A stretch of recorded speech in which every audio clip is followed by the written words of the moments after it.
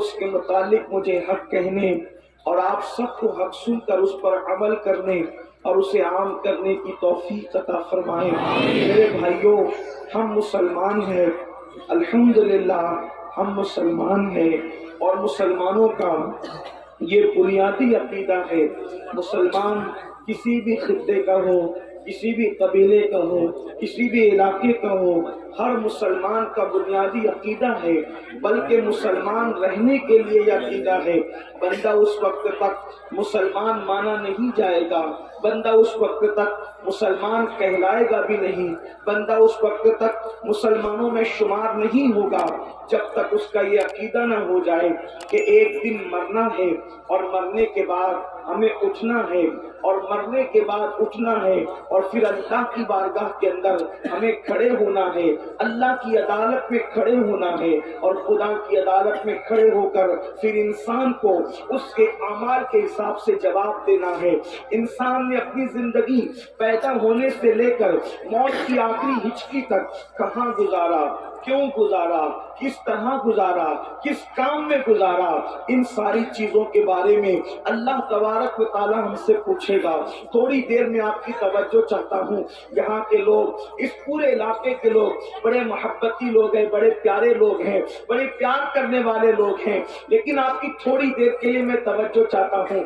آپ غور فرمائیں، میرے آقا صلی اللہ علیہ وآلہ وسلم کے پیارے دیوانوں، آپ ذرا سوچو تو صحیح، آپ ذرا غور تو کرو۔ ایک دن وہ آنے والا ہے، یہ اپنے ایمان کا حصہ ہے، جس کو آخری دن کہتے ہیں، یعنی اس کے بعد پھر کوئی دن نہیں ہے، آخری دن ہے، جسے یوم آخرت کہتے ہیں، جسے میدان محشر کہتے ہیں، جسے میدان حشر کہتے ہیں۔ اس کے بعد پھر کوئی دن نہیں ہے، یا تو پھر لوگ اللہ اکبر خوش نصیب لوگ یا تو جنتی جنت میں چلے جائیں گے، یا پھر اللہ اکبر بدقسمت لوگ جہنمی جہنم میں جائیں گے۔ ہمیشہ پھر کسی کا ٹھکانہ جنت ہوگا، کسی کا ٹھکانہ جہنم ہوگا، میرے آقا صلی اللہ علیہ وآلہ وسلم کے دیوانوں۔ لیکن ایک دن ہے جس کو یوم آخرت کہتے ہیں، اور اس دن اللہ خود اپنے بندوں سے حساب لے گا، اللہ اپنے بندوں سے خود پوچھے گا، بلکہ وہ فرماتا ہے اَيَحْسَبُ الْإِنسَانُ أَن يُتْرَكَ سُدًى، کہ انسان یہ تصور کرتا ہے کہ اس سے حساب نہیں لیا جائے گا، بے حساب اس کو چھوڑ دیا جائے گا۔ نہیں نہیں، انسان سے حساب لیا جائے گا، بلکہ قرآن مقدس میں ایک مقام پر بیان کیا جاتا ہے فَمَن يَعْمَلْ مِثْقَالَ ذَرَّةٍ خَيْرًا يَرَهُ وَمَن يَعْمَلْ مِثْقَالَ ذَرَّةٍ شَرًّا يَرَهُ۔ ایک ذرے کے برابر اگر تم نے نیکی کی ہوگی، اللہ تمہیں وہ بھی دکھائے گا۔ ایک ذرے کے برابر اگر تم نے بدی کی ہوگی، اللہ تمہیں وہ بھی دکھائے گا۔ اللہ اکبر۔ اس دن کے لیے قرآن ہمیں دعوت فکر دیتا ہے، اس دن کے لیے قرآن ہمیں دعوت فکر دیتا ہے، دعوت عمل دیتا ہے۔ اب میری گزارش والنٹیئر سے بھی ہے کہ وہ بھی چپ خاموش بیٹھ جائیں۔ پبلک چپ ہو گئی ہے، والنٹیئر سے گزارش ہے، یہ بھائی جو ہے نا، یہ پیلی ٹوپی والے بھائی، ان سے گزارش، بہت سن نہیں رہے شاید۔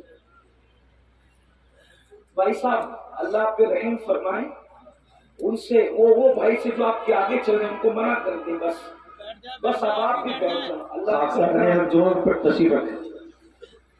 اب اللہ آپ سب پہ رحم کرے۔ دیکھیے آپ لوگ محبت بہت کرتے ہیں، اور اللہ یہ کرے یہ محبت قبول ہو، اور یہی محبت ہمیں آخرت میں نجات کی راہ کی طرف لے جائے۔ دیکھو سب لوگ بہت سکون سے سن رہے ہیں، اب کوئی کسی کو کچھ نہ کہے، والنٹیئر بھی اپنی جگہ لے لیں۔ یہ محفل اللہ رسول کی ہے، اس کو اللہ رسول کے حوالے کر دیں، کوئی کچھ نہ کہے، اور صرف سب سنیں۔ بس ایک بار سب مل کر بلند آواز سے، اگر وہ جو میرے بھائی مجھے کھڑے ہوئے نظر آ رہے ہیں، اگر وہ حضرات بھی بیٹھنے میں کوئی انہیں تکلیف نہ ہو اور وہ بیٹھ سکتے ہیں تو اپنے اللہ رسول کے نام پہ بیٹھ جائیں، اور سب مل کر ایک بار بلند آواز سے درود شریف پڑھ لیں۔ آپ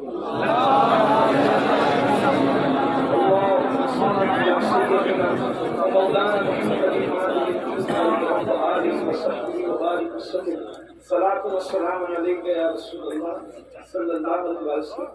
میں بات آگے بڑھانے سے پہلے ایک بات آپ سے کرتا ہوں، اس کو دل پہ لکھ کے لے جانا، اگر ہو سکے تو گانٹھ باندھ لینا دل کے پندوں میں۔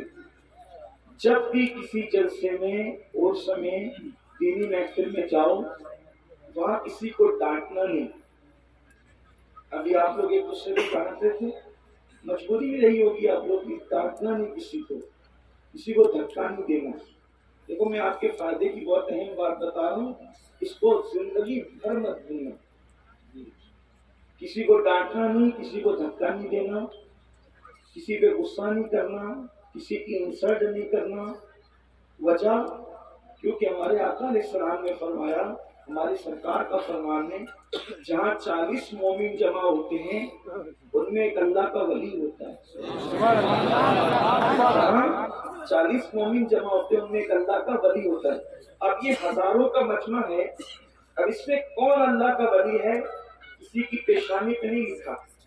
اب آپ نے کسی کو ڈانٹا تو ہو سکتا وہی ولی ہو، آپ نے کسی کو دھکا دیا ہو سکتا ہے وہی ولی ہو. تو اب آپ تو آئے تھے جلسے میں اپنی آخرت سدھارنے کے لیے، لیکن آپ نے ولی کو ڈانٹ کر اپنی آخرت خراب کری، ولی کو دھکا دے کر. کیونکہ ولایت پیشانی پہ نہیں لکھی ہوتی. بہت ممکن ہو کہ اسٹیج پر جو چہرے آپ دیکھ رہے ہیں ان میں سب ولی نہ ہو، لیکن جو بیٹھے ہوئے ہو نا یہ چھپ کے عاجزی سے، ان میں کوئی ولی بہت ممکن ہے. یہ بات اچھی طرح یاد رکھیں.